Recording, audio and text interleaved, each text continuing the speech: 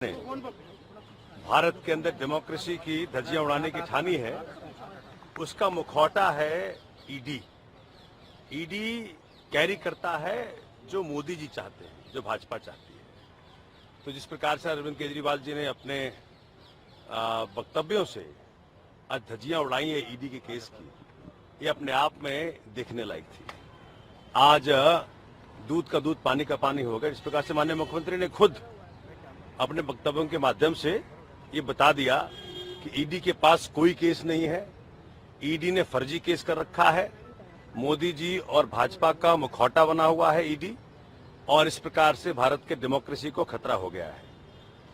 आज 4 दिन की उनको रिमांड फिर मिली है, 1 तारीख को उनकी पेशी दोबारा होगी, लेकिन सब कुछ सामने आ गया और हिंदुस्तान उबाल में है, हिंदुस्तान गुस्से में है, जनता आक्रोशित है कि जनता का हीरो अरविंद केजरीवाल, जिन्होंने पॉलिटिक्स को पहली बार जनता के फायदे के लिए उपयोग में लाए, शिक्षा हो, स्वास्थ्य हो, बिजली हो, पानी हो, आज पूरे देश में, दिल्ली हो, देश हो, हर तरफ एक ही माहौल है।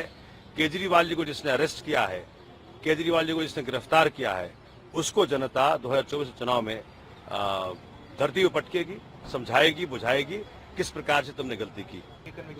तो ये जो खुल्लम खुल्ला आ गया कि ईडी के रेड के बाद 55 करोड़ रुपया जो रेड्डी ने दिया, इस पे कब एक्शन होगा? भाजपा के नेता कब अरेस्ट होंगे? मोदी जी कब जेल जाएंगे?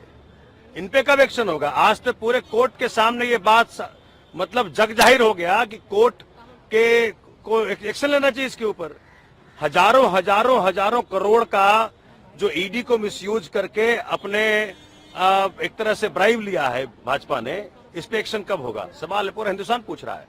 पूरे हिंदुस्तान के अंदर एक ही सवाल है, पैसा गया है भाजपा के पास, अरेस्ट किया है केजरीवाल जी को, इसका जवाब तो भाजपा को, जनता को देना पड़ेगा। 2024 का चुनाव इसी पे खेला जाएगा कि पैसा गया भाजपा को, अरेस्ट किया केजरीवाल को।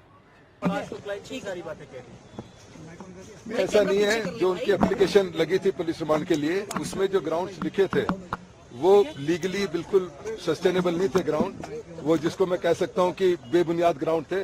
पर केजरीवाल जी ने रिक्वेस्ट की कोर्ट को कि मैं व्यक्तिगत रूप से कुछ कहना चाहता हूं, जो कोर्ट ने अलाउ किया, और उन्होंने बताया डिटेल में कि मेरे खिलाफ क्या एविडेंस है, और कोई एविडेंस नहीं है, एक गवाह का बयान है जैसे भी है। उसके बाद आखिर में उन्होंने कहा कि मैं पुलिस रिमांड को एज सच अपोज नहीं करता हूं, और जितना भी आप ये चाहे मेरे को कस्टडी में रख सकते हैं, मैं पूरा कोऑपरेट करूंगा। उसके बाद हमने जैसा आपको कहा कि ये हम जो कह रहे हैं कोऑपरेट करेंगे, इसका अर्थ ये नहीं है कि हमने जो ग्राउंड इनके लिखे हैं उनको मान रहे हैं। इनके ग्राउंड जो है वो हम अपोज कर रहे हैं कि इनके इन ग्राउंड्स पर पुलिस रिमांड नहीं दिया जा सकता, पर हमारा क्लाइंट खुद कह रहा है कि मैं पुलिस रिमांड दे दो, मैं कोऑपरेट करने को तैयार हूं, इसलिए शायद अब जज साहब ऑर्डर करेंगे। अच्छा, लेकिन 100 करोड़ सीधे रिश्वत मांगने का ईडी ने बड़ा आरोप लगा दिया है केजरीवाल पे। देखिए, ये तो अब आप ईडी से पूछना कि 1922 अगस्त में ईसीआई होती है, पहली अरेस्ट होती है, उसमें 4 कंप्लेंट फाइल होती है, सप्लीमेंट्री 1 होती है, 2 होती है, 3 होती है, 4 होती है, 5 होती है। उसमें कभी भी एक बार भी ये नहीं कहा गया कि भाई केजरीवाल पर कोई इल्जाम है। अचानक अब जब चुनाव, मैं तो हालांकि लॉयर हूं, इस बात में नहीं मैं पढ़ता, पर अब आकर उन्होंने इसको अरेस्ट किया और कहा कि 100 करोड़ की इन्होंने डिमांड की थी। तो ये तो ईडी एक्सप्लेन करेगी, या जब समय आएगा जब आप सबको पता लगेगा। केजरीवाल जी ने यह भी कहा कि जिस गवाह के बयान पर आप मेरे को अरेस्ट कर रहे हैं, उस गवाह ने 50 करोड़ के जो इलेक्टोरल बॉन्ड थे बीजेपी पार्टी को दिए हैं, और उसके बाद उसकी बेल होने के बाद दिए हैं। तो क्या ये मनी लॉन्ड्रिंग नहीं है? क्या इस बात पर इन्वेस्टिगेशन नहीं होनी चाहिए? तो आज यही बात है। ऐसे काउंसिल सर, आप संतुष्ट हैं? केजरीवाल ने खुद अपनी सारी बातें कह दी, या कुछ कहना था जो रह गया, मौका नहीं मिल पाया? आप कहते नहीं, और कहते। अब ऐसा है कि जज साहब ने ज्यादा टाइम नहीं दिया, पर मैं समझता हूँ कि आज के दिन इतना ही कहना काफी था। ठीक है, नहीं मैंने तो सुना नहीं ऐसे अभी। सर, ईडी का कहना है कि जो अरविंद केजरीवाल ने सबमिशंस किए हैं इलेक्टोरल बॉन्ड्स को लेकर, वो उस केस में बिल्कुल रेलेवेंट ही नहीं है।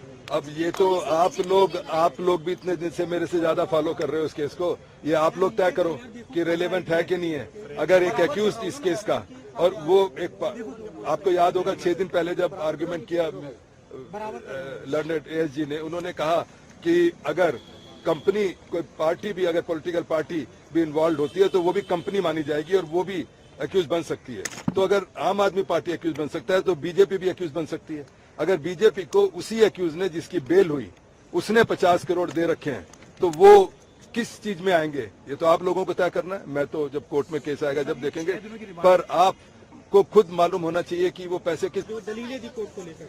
नहीं, जज साहब ने कहा कि आज तो ये रेलेवेंट नहीं है, पुलिस रिमांड की बात है और अल्टीमेटली मिस्टर केजरीवाल ने कंसीड किया कि मैं तो कोऑपरेट करने को तैयार हूं, आप जो चाहे मेरे को कस्टडी में रख सकते हैं, मुझे कोई इतराज नहीं है। पर हमने ये कहा कि ये बात तो ठीक है कि ये वॉलंटरी कहने को तैयार है कि कस्टडी में रखिए, पर जो ग्राउंड इन्होंने लिए हैं वो हम अपोज कर रहे हैं। इन ग्राउंड्स पर रिमांड नहीं होना चाहिए। हमने हालांकि कंसीड किया उस ग्राउंड पर अब रिमांड देना चाहो तो सीएम के स्टेटमेंट को ईडी ने अपोज किया कि वो इस तरह से स्टेटमेंट ईडी को तो तकलीफ होगी ना जब वो कहता है कि 50 करोड़ जिस एक्यूज ने दिए हैं वो भी आप इन्वेस्टिगेट करो।